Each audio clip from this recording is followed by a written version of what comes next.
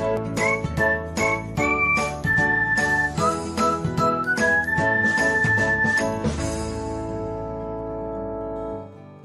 everyone, welcome back to another episode of Technologyglance. Today, in this video, I am going to guide you through how you can see devices where you are logged in on Messenger. So, let's get started.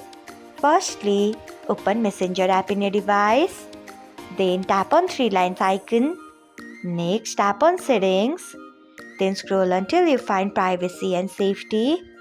Then tap on it. Next, tap on end-to-end encrypted chats. Then you can see the option of logins. Tap on it. So this is how you can see where you are logged in on Messenger. Thanks for watching. If you found this guide helpful, we would love it if you hit the thumbs up button below. We upload great new tech tutorials like this one every day. So do not forget to subscribe to our channel and hit the bell icon so that you'll never miss another update.